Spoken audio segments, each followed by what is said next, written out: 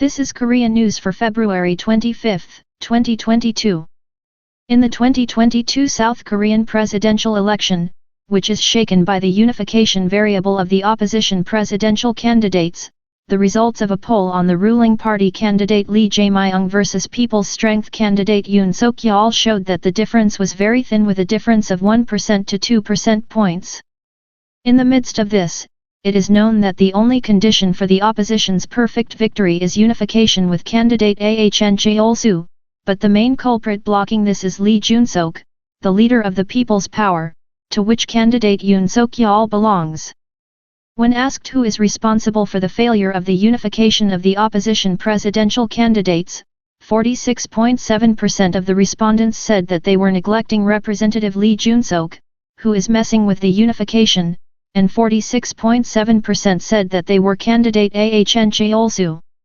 In the TV debate on the 21st, when asked who did the best, 26.7% of the respondents chose Lee Jae-myung, 16.4% of Yoon Seok-yeol, and 17.9% of Ahn Jae-ol. 85.1% of respondents said they would continue to support the candidate they supported through this TV debate, and 7.5% said they changed it.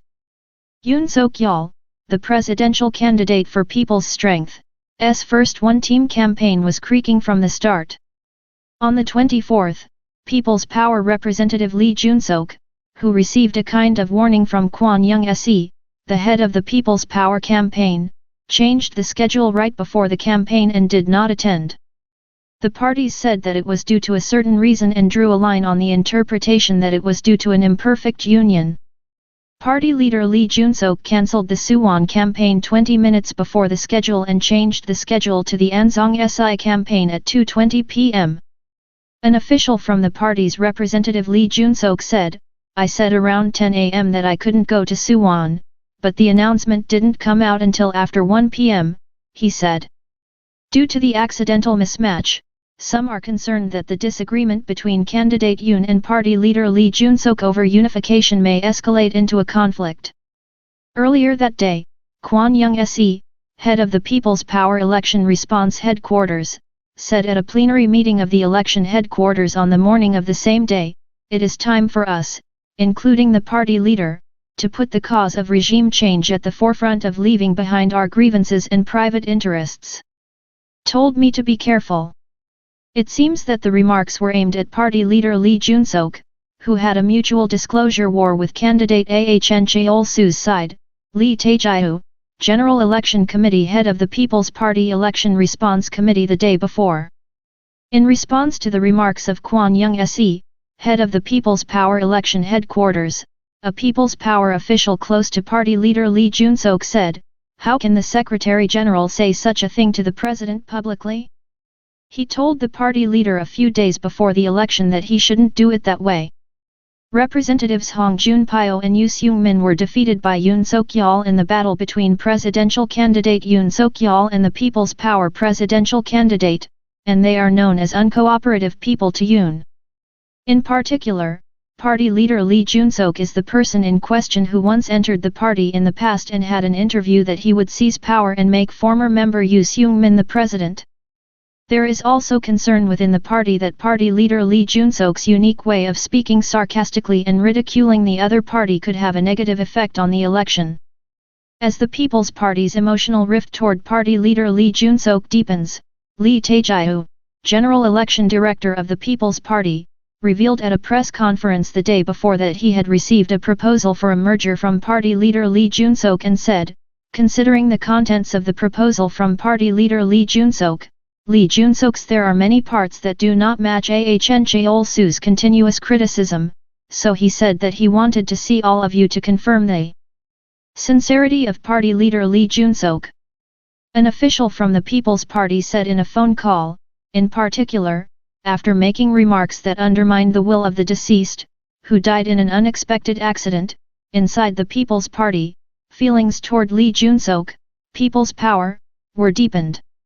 He said, "How can a person who is trying to show political respect to a candidate be able to ridicule him in such an unconventional manner?"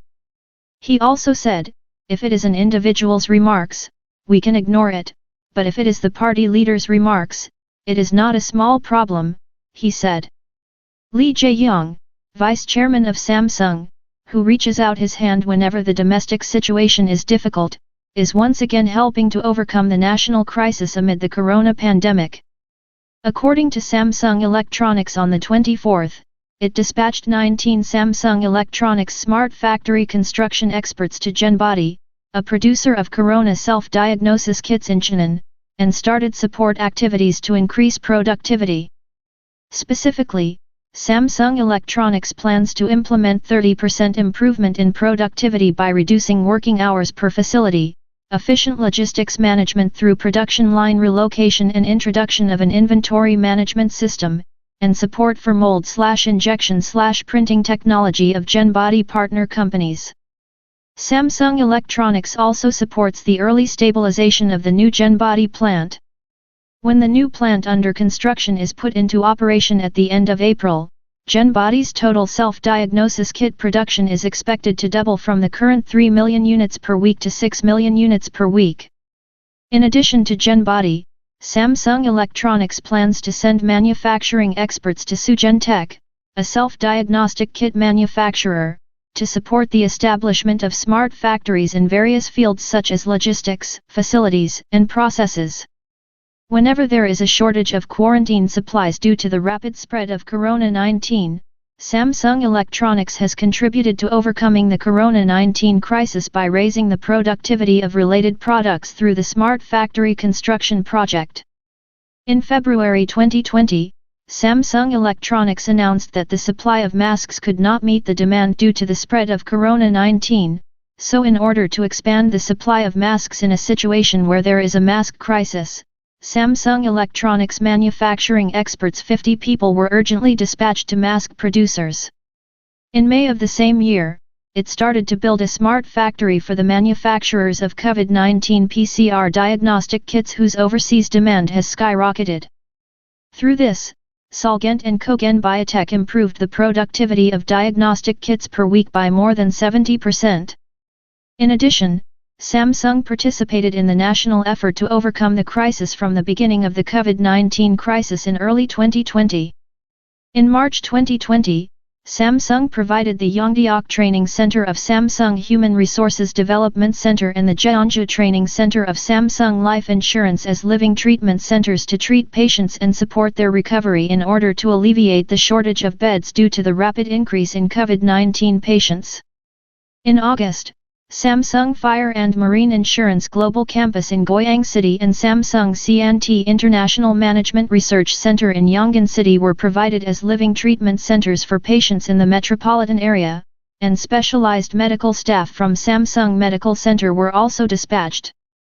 In addition, in December 2020, in a situation where it was urgent to secure a dedicated treatment bed for severe COVID-19 patients, in addition to the existing beds, 20 beds at Samsung Seoul Hospital and 7 treatment beds for severe patients at Gangbuk Samsung Hospital were expanded and operated. In addition, it also donated a total of 30 billion won in relief goods and donations to the National Disaster Relief Association for medical staff, self-quarantine, confirmed patients, children and adolescents, and the vulnerable who are suffering from corona-19. Meanwhile, Samsung Electronics Vice Chairman Lee Jae-myung showed efforts to provide welfare for employees suffering from COVID-19. In August 2020, Vice Chairman Lee visited Samsung Electronics Suwon plant and emphasized the need to prepare various systems while listening to the voices of working mothers who are having difficulties because kindergartens and schools are not operating normally due to corona-19. Korea Electric Power Corporation, KEPCO, is in a deficit due to President Moon's erroneous judgment. KEPCO posted an operating loss of 6 trillion won last year. This is the largest loss since inception. This is because energy prices such as crude oil and liquefied natural gas, LNG, jumped sharply, but this was not reflected in the electricity price in a timely manner. The soaring cost of electricity purchases due to the removal of nuclear power also contributed to the deterioration of the financial structure. KEPCO announced on the 24th that it had provisionally recorded an operating loss of 5,860.1 billion won on a consolidated basis last year. In 2020, it returned to the black for the first time in 3 years with an operating profit of KRW 4.86 trillion. This is more than double the deficit recorded when international oil prices soared due to the 2008 financial crisis, 2.9981 trillion won. The biggest loss in history is because operating expenses last year, 66.43 trillion won, increased by 11.95 trillion won compared to the previous year. The sharp rise in the price of the three major energy sources, including crude oil, natural gas, and coal, was decisive. The government initially decided to implement a fuel cost interlocking system that reflects the increase in power generation fuel cost in the rate, but in order to curb inflation, it froze electricity rates in the second and third quarters of last year. The Moon Jae-in administration's haste to expand the supply of new and renewable energy under the principle of nuclear-free and coal-free also put a burden on KEPCO. This is because policy costs increased as the mandatory supply of new and renewable energy increased from 7% to 9%, and the proportion of expensive LNG power generation increased. This is reflected in the cost. Last year, the fuel cost of KEPCO's power generation subsidiaries increased by 4.61 trillion won from the previous year, and the purchase cost of electricity from private power companies increased by 5,906.9 billion won. There are also speculations that KEPCO's deficit this year could increase compared to last year if the energy supply and demand instability due to the Ukraine crisis prolongs. Thank you for watching today. Please like and subscribe.